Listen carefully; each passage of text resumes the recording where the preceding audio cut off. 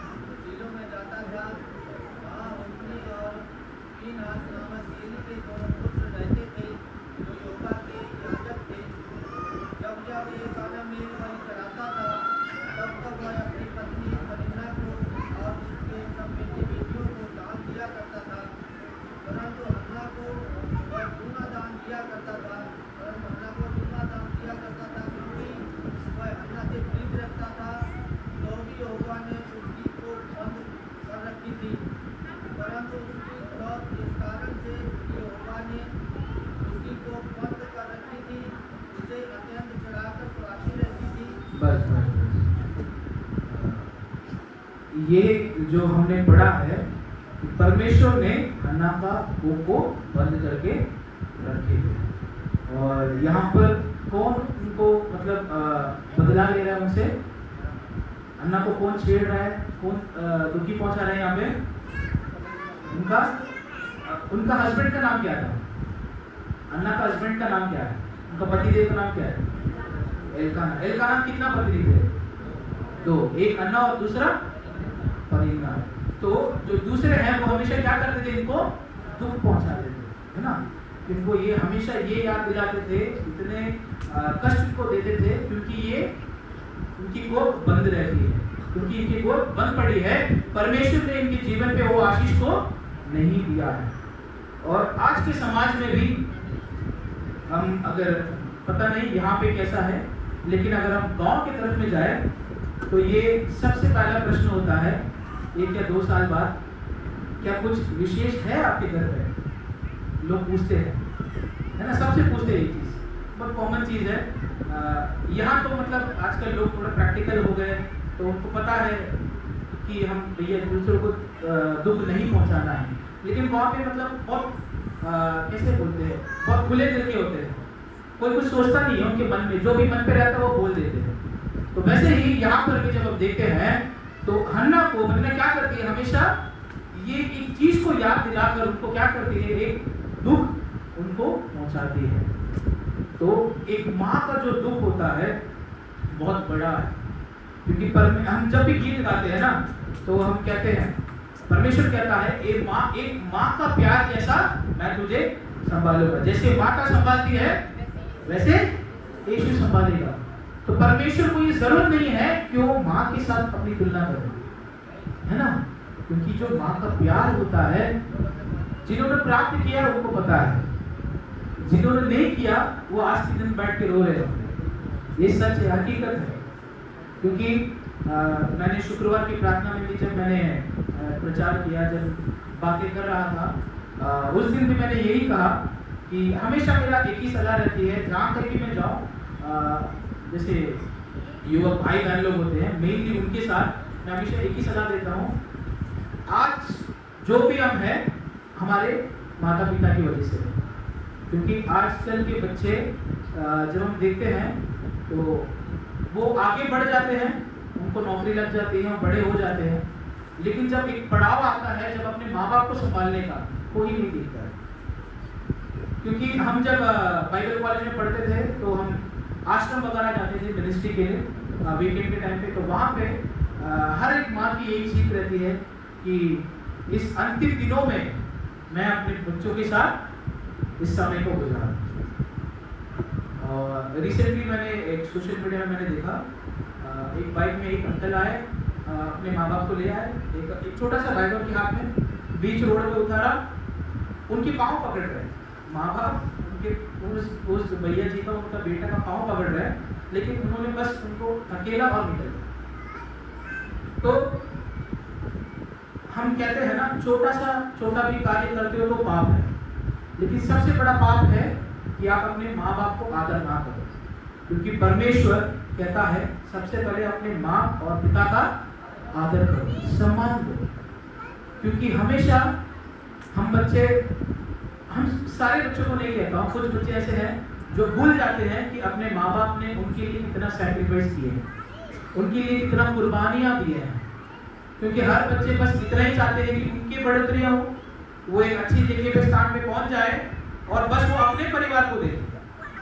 वो समय वो अपने परिवार को जानते हैं कि मैं अपने परिवार को लेके आगे चलूँ, लेकिन वो माँ बाप को नहीं देखते हैं जिन्होंने आपको पाल पोस कर बड़ा किया है। लेकिन यहाँ पर एक माँ है जो बहुत प्रार्थना पूर्वक प्रभु से गिड़गिड़ाती है, रोते हुए प्रभु से प्रार्थना करती है, और जैसे उन्होंने प्रभु को वादा किया उसी अनुसार उनके बेटे को प्रभु के हाथ पे उन्होंने सौंप दिया। यूहन्ना 3:16 किसको याद है? जिसको भी याद है जो बोल सकते हैं। परमेश्वर ने जगत से ऐसा प्रेम रखा, उन्होंने अपना इकलौता पुत्र को दे दिया। तो वहां पे हम देखते हैं ना, परमेश्वर ने अपना इकलौता पुत्र को क्या किया? दे दिया। और यहाँ पर जब हम देखते हैं पुराने नियम में अन्ना के जीवन में भी यही था, उन्होंने अपना पहला पुत्र को प्रभु के हाथों पे दे दिया। क्या ये चीज हम कर पाएंगे? नहीं। एक तो इतने साल बाद प्रभु ने मुझे आशीष किया है, इस आशीष को मैं कैसे गवा पाऊंगा, है ना? हर एक माँ बाप को ये प्यार होता है कि मेरे बच्चे को मैं बहुत एक क्या बोलते हैं, बहुत सुरक्षित रखूं। जैसे हम बोलते हैं ना, जैसे बोलते हैं चौकीदार रहते हैं घर के बाहर, जो बैठे रहते हैं, घर वॉचमैन टाइप की ड्यूटी करते हैं, वो हमेशा यहाँ वहाँ भटकते रहते हैं, है ना? क्योंकि कोई आए तो मतलब हम सावधान रहे। तो वैसे ही बच्चों के जीवन में भी माँ बाप का एक बहुत बड़ा रोल है। वो भी यही चाहते हैं कि मेरा बच्चा सही राह पे चलेगा। और ऐसा एक टाइम आता है, एक टीनेज टाइम, एक पीरियड होता है, एडोलेसेंस पीरियड, जब हर बच्चे को उनके माँ बाप मतलब भैया विलेन लगते हैं। आप कितने भी कहो, उनको आप विलेन ही लगोगे, क्योंकि वो एक समय है जहाँ पर हम जो कुछ भी बोले उनको वो गलत लगता है।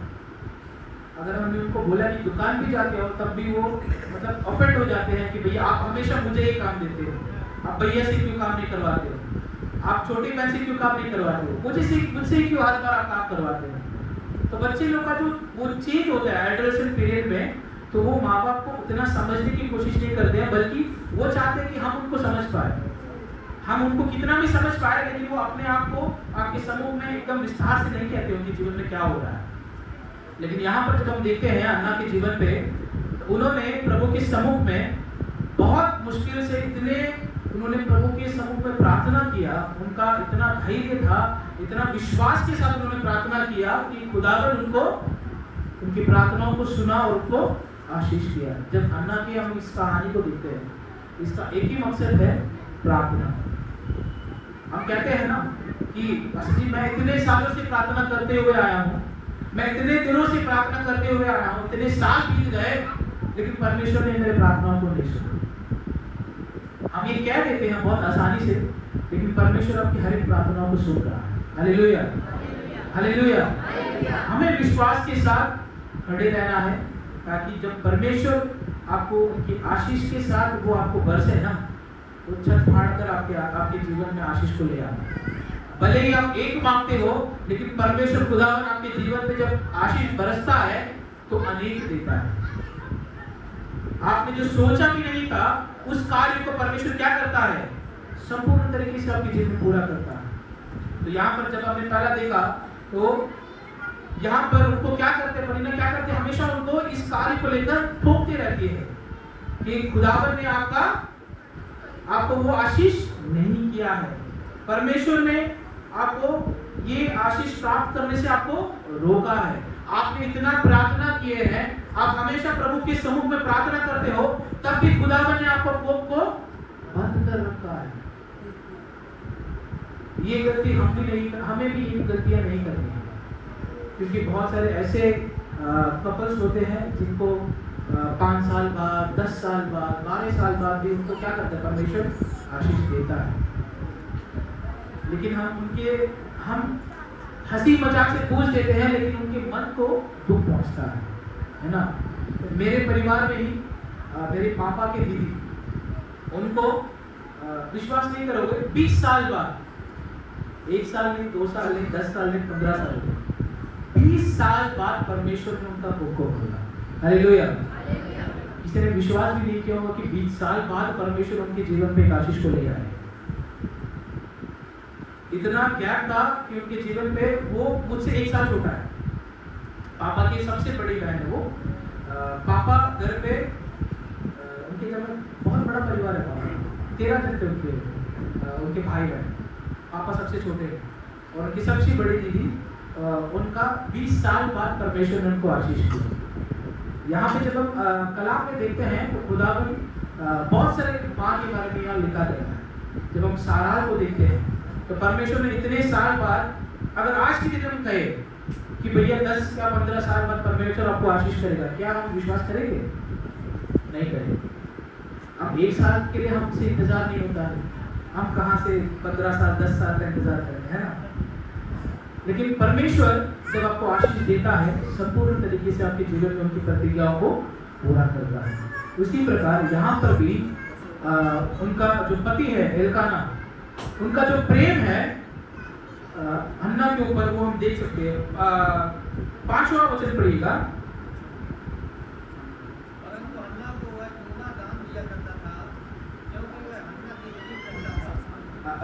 14 वचन को पढ़ेगा, सॉरी 14 नहीं, 4वां वचन को पढ़ेगा।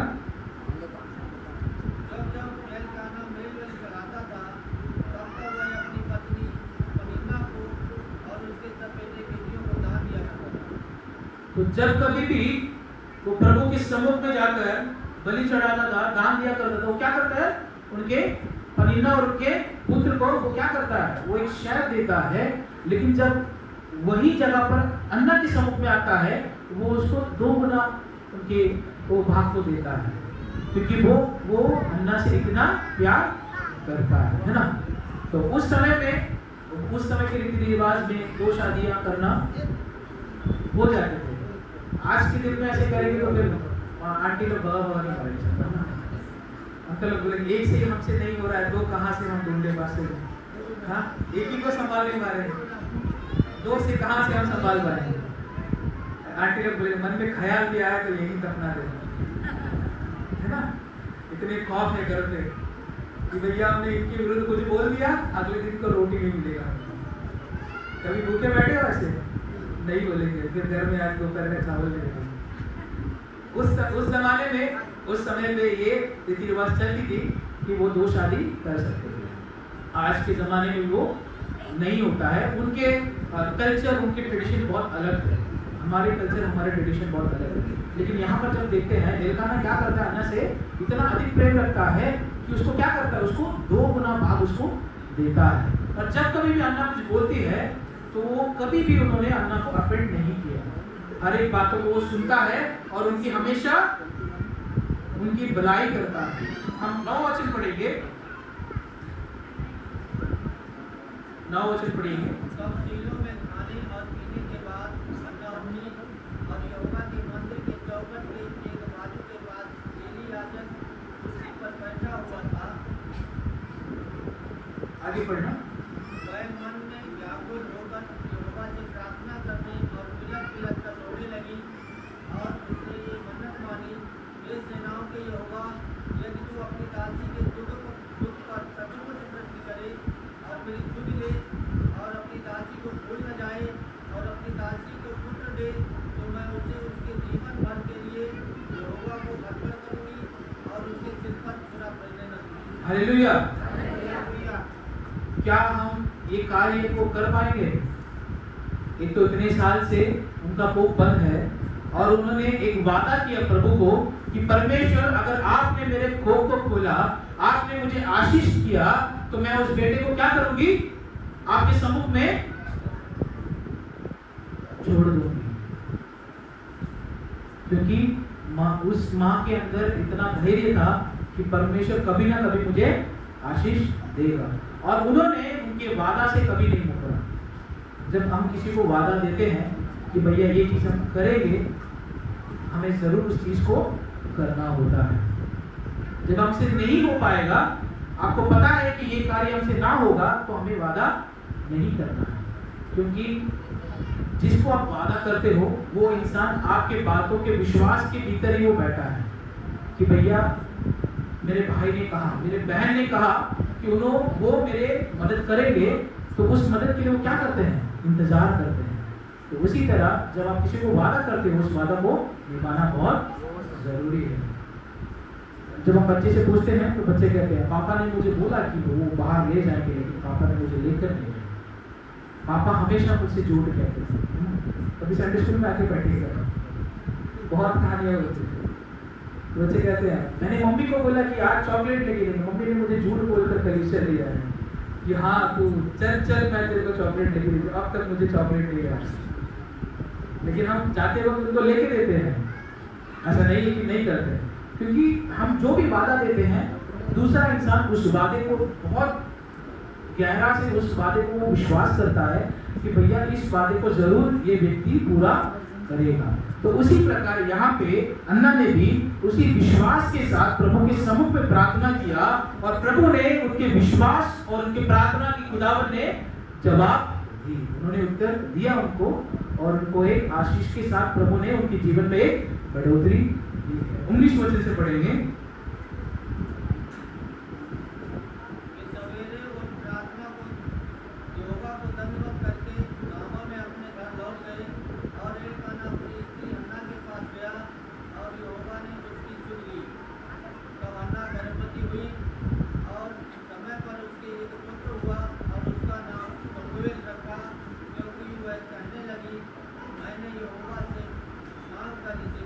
हालेलुया। आप उनके विश्वास को देख सकते हैं। उन्होंने कहा मैंने यहोवा से मांग कर इसे पाया है।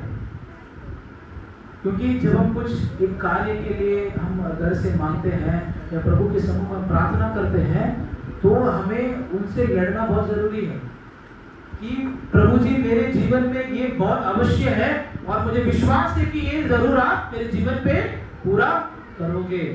क्योंकि इन्होंने भी वैसे ही प्रभु के सम्मुख में उन्होंने रोया है, उनके विश्वास को प्रभु के सम्मुख में दिखाया, और यहाँ पे उसका नाम सैमुएल इसलिए रखा गया क्योंकि उन्होंने कहा कि मैंने यहोवा से मांग कर इसे पाया है। यहाँ पर बहुत लोग ऐसे बैठे हैं जो कह सकते हैं मैंने प्रभु से मांगा और प्रभु ने मुझे दिया। Hallelujah, hallelujah. प्रभु हर एक जन की विनतियों को सुनता है, हर एक जन की प्रार्थनाओं को सुनता है। प्रभु हर एक जन के जीवन में बड़े कार्य करता है, बस हमें सब्र रखना है। क्योंकि हम यही चाहते हैं कि आज हमने प्रार्थना किया, कल हमें आशीष चाहिए। आज हमने घर में ये मांग लिया और कल घर में हमें ये चीज होना चाहिए। हम इतने बड़े होने के बाद भी बच्चों जैसे जिद करते हैं कि परमेश्वर की बहुत जरूरत है, मुझे अवश्य है, मुझे एक कार्य को आप जरूर मेरे जीवन में पूरा करें। कभी कभी ऐसा होता है आज आपने कुछ मांगा, 10 साल बाद आपको वो कार्य मिल रहा है, क्योंकि परमेश्वर को पता है उस कार्य की आवश्यकता आपको कब है।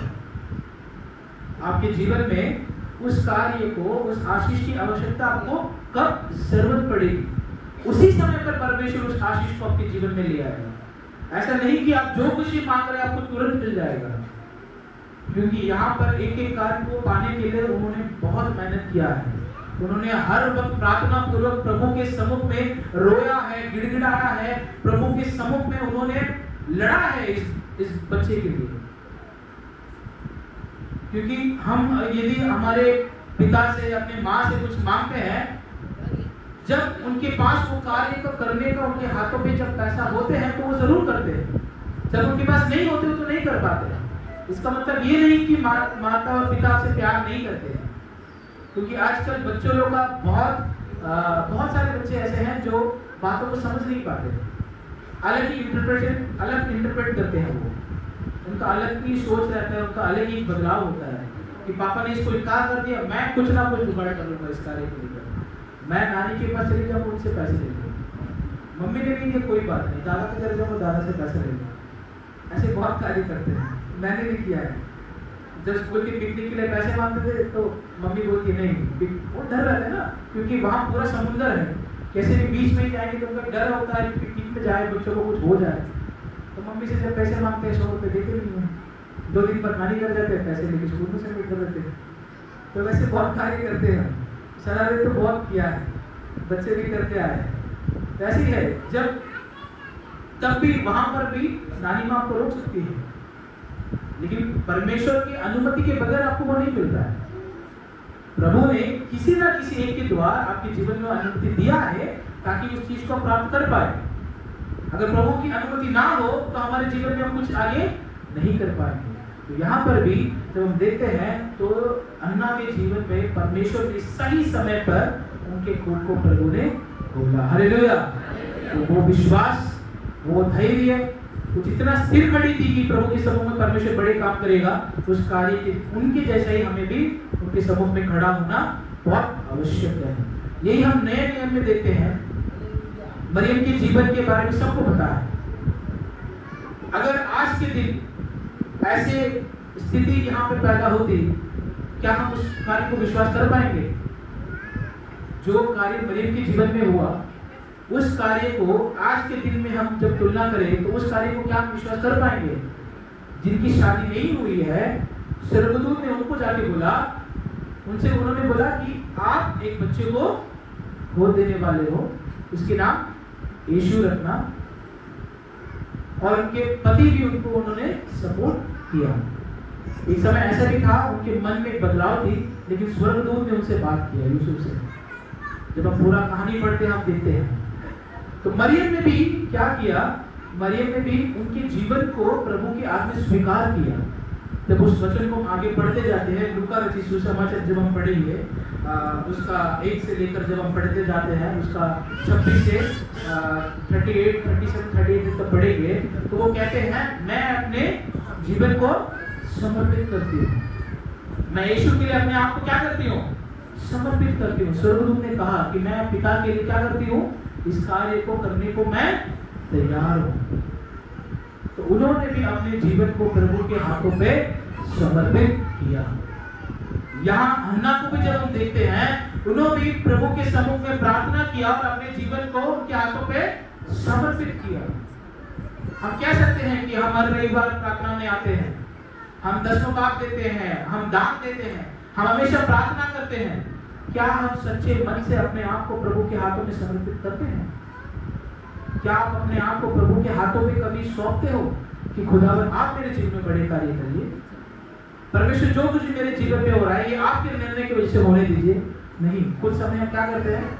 अपनी योजनाओं को ले आते हैं, लेकिन प्रभु कहता है उनकी योजनाएं हमारी योजनाएं से अलग है।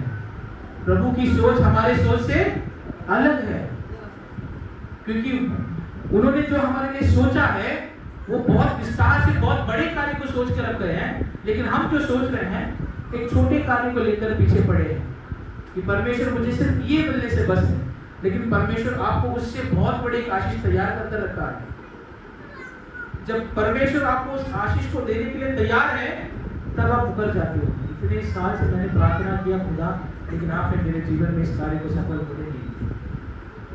तो बहुत होता है, इतने साल से हमने प्रार्थना किया, जब परमेश्वर तैयार है कि आपको उस आशीष को दे, उस समय हम मन फिरा देते हैं। नहीं, इतने सालों से हमने बहुत इंतजार किया, परमेश्वर ने मेरे जीवन में कार्य को दिया है, मैं और कभी प्रार्थना नहीं करूँगा।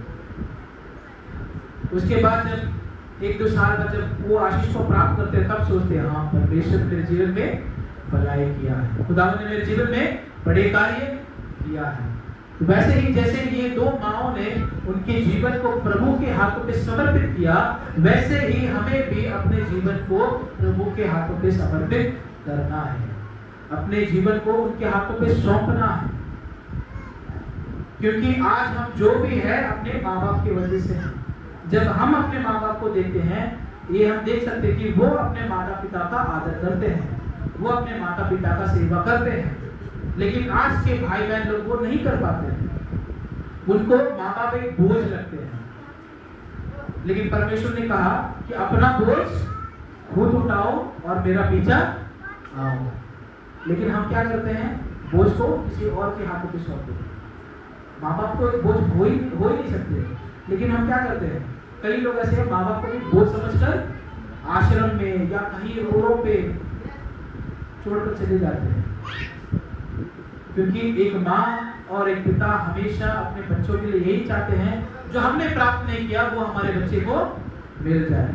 हमने तो तीसरा तक ही पढ़ा है, 5वां कक्षा तक ही पढ़ा है, मेरे बेटे को मैं पढ़ाऊंगा, उसको एक अच्छे स्थानों पे ले आऊंगा। उनके मन में जो एक विश्वास है कि मेरा बेटा अच्छा कर पाएगा, उस विश्वास को हमें हमेशा बरकरार रखना है। ऐसे नहीं है कि खुदावन ने बहुत ऐसे आसानी से नहीं कहा कि एक माँ जैसा प्यार मैं तुझे दूंगा, क्योंकि माँ का प्यार बहुत बड़ा होता है। आजकल के बच्चे वो समझ नहीं पाते हैं कि माँ कितना उनसे प्रेम करती है। कुछ ना कुछ कार्य को लेकर उनको हम डांटते हैं। कई लोग ऐसे हैं जो अपने माँ बाप को पीटते हैं।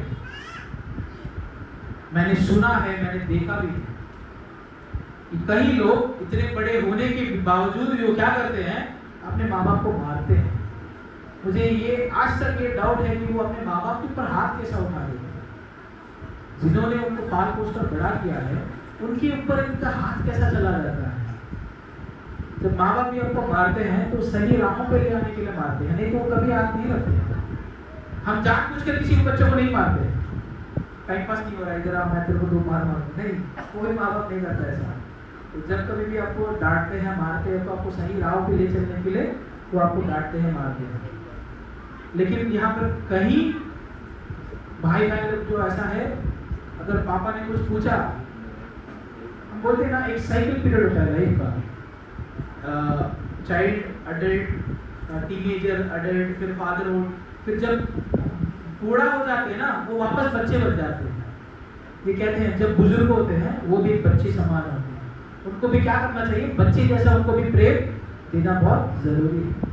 जिस माँ ने, जिस बाप ने आपको बचपन से जब आप चल नहीं पा रहे थे, जब आप गिर जाते थे, जिन्होंने आपको हाथ पकड़कर चलने सिखाया, जिन्होंने आपको गाड़ी चलाना सिखाया, जिन्होंने दौड़ने सिखाया, उसी माँ बाप को एक समय में उनके हाथ पकड़ के चलने के लिए आपको मतलब शर्म आती है। उनको एक स्टिक पकड़ा देते, भैया आप ये पकड़ के चलो। उनके हाथों को थामते हुए उनको पकड़ के हमारे साथ ले आने के लिए हम सोचते हैं। लेकिन परमेश्वर कहता है, प्रभु का वचन कहता है कि अपने माँ बाप को आदर करो। क्योंकि नए नियम में जब हम उस 10 कमांडमेंट्स हमने देखा पुराने नियम में, जैसे नया नियम में जाते हैं तो 2 कमांडमेंट हैं, उसमें भी परमेश्वर क्या कहता है, अपने माता और पिता का आदर और सम्मान करो।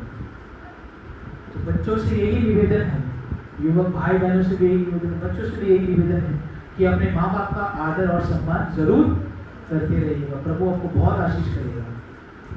क्योंकि आज मैं यहाँ पे सुरक्षित हूँ क्योंकि मेरे पापा और मम्मी ने उनके माँ बाप को संभाला, उनके अंतिम दिनों तक उन्होंने उनका ख्याल रखा। जब आपको समय मिले तो यूथ के बच्चे, जब भी आपको समय मिले, आप मम्मी डैडी के साथ बैठ के बात करना। वो कहेंगे आज मैं आशीष हूँ क्योंकि अपने कर्मों की वजह से मैंने अपने माँ बाप को संभाला, उनकी आशीष और दुआ की वजह से मैं आज बहुत सुरक्षित हूँ, मैं आशीषित हूँ। क्यों? उन्होंने मेरे लिए दुआ मांगी। माँ बाप की दुआ बहुत बड़ी होती है। और अगर उनके मुंह से आपने श्राप ले लिया, ये हकीकत है, अगर उनके मुंह से आपने श्राप ले लिया तो आपके जीवन में कितना भी करो, धन दौलत सब आ जाएगा, लेकिन आपके जीवन में वो खुशी, वो समाधान नहीं रहेगी। एक समय ऐसा आएगा आप तब सोचोगे कि मैंने ये गलती किया है, मैंने मेरे बाप को नहीं संभाला, मैंने मेरे माँ को ख्याल नहीं किया, इस वजह से आज के दिन मैं यहाँ पर ऐसे खड़ा हूँ। ये बहुत बड़ी चीज़ है। प्रभु की आदर हम करते हैं, उसी प्रकार माँ बाप की भी आदर करना है, हर एक माँ को आदर करना है। और किसी भी बहनों को जिनकी शादी हो गई है, उनको ये कहकर कभी उनको दुख नहीं पहुंचाना है कि परमेश्वर ने आपके जीवन में बड़े काम किए या नहीं। परमेश्वर जब करता है, उनको पता है कि सही समय पे उनके जीवन में भी प्रभु आशीष देने वाला है। ये हमसे बहुत बड़ी गलती होती है, सबसे, हमसे भी होते हैं, आपसे भी होती है कि हम बेझिझक उनसे पूछ लेते हैं, भैया इतने साल हो गए आपके जीवन में आपकी कुछ आशीष क्यों नहीं प्राप्त कर पाए। लेकिन उनके मन का जो दुख है वो तो कोई नहीं समझ रहा है। उनके मन में क्या बीत रहा होगा, कितने दुख के साथ वो इस समाज को देख रहे हैं। इस समाज में वो हर एक दिन इसी कार्य को टोकर खाते हुए एक एक दिन आगे बढ़ रहे हैं। क्योंकि जब हम दूसरे लोग से बातें करते हैं, उनके मन में क्या ख्याल है वो हम कभी नहीं देते, हमारे मन में जो है बोल देते हैं। जब कभी भी किसी के दो जन के बीच झगड़ा हो जाती है, हम एक के साथ में खड़े रहते हैं। हम कभी नहीं चाहते कि दूसरे के साथ हम खड़े हो, वो उनका परिस्थिति क्या है, किस वजह से लड़ाई हुआ है। जब तक आप दोनों साइड के बातों को नहीं सुनते हो तो आपके जीवन में सोल्यूशन नहीं मिलेगा। आप एक ही का सपोर्ट करते आएंगे तो दूसरा का कौन बात सुनेगा। हमेशा मिसअंडरस्टैंडिंग ऐसे ही होता है, चाहे वो माँ बाप बच्चे के बीच में हो या परिवार के बीच में हो। समस्या यही है कि भैया एक कार्य को लेकर हम लड़ रहे हैं, झगड़ रहे हैं, लेकिन कोई भी नहीं चाह रहा कि दोनों तरफों को सुने और उसके बाद उसकी सोल्यूशन निकालें। हम चाहते हैं कि भाई आप मेरे बात सुने, वो चाहते हैं कि उनके बात सुने, और कभी उसका सोल्यूशन निकलता ही नहीं। हमें दोनों तरफ का सुनना है, माँ के बात भी सुनना है और पिता के बात भी हमें सुनना है, और परमेश्वर के बात तो सुनना ही है। क्योंकि प्रभु की कलाम और प्रभु की श्वास की वजह से हम आज के दिन जीवित हैं। अगर वो नहीं होते, हम एक साधारण मिट्टी है, कुछ नहीं है। क्योंकि जब दफनाते हैं मिट्टी से मिट्टी हम मिल जाते हैं ना। जब कोई गुजर जाता है, जब उनको दफनाते हो क्या हो जाते हैं, मिट्टी के साथ मिल जाते हैं, खाली हड्डियां बचती है। तो हम सिर्फ और सिर्फ एक मिट्टी है, एक धूल के समान है। प्रभु ने हमें जीवित रखा है, प्रभु की आशीषों की वजह से हम जीवित हैं, प्रभु की देह की वजह से हम जीवित हैं। तो हमेशा हमें प्रभु की सम्मुख में रहना है, प्रार्थना पूर्वक रहना है। अगर आपके जीवन में इतने साल बीत गए, कुछ आशीष के लिए आप प्राप्त के लिए आप इतने इंतजार कर रहे हो, और इंतजार करो। इंतजार करने में कोई गलती नहीं है। परमेश्वर जरूर आपके जीवन में बड़े कार्य करेगा। हालेलुया। परमेश्वर आप सभी को आशीष दे। और फिर से एक बार मैं हर एक माँ के लिए मैं धन्यवाद देता हूँ, उनके जीवन के लिए, उनकी कुर्बानियों के लिए मैं धन्यवाद करता हूँ। और फिर से एक बार हर एक माँ के लिए हैप्पी मदर्स डे। प्रभु आप सबों को आशीष दे। बच्चे को संडे स्कूल में अगर कोई बच्चे बैठे हैं तो उनको आगे बुला दीजिएगा।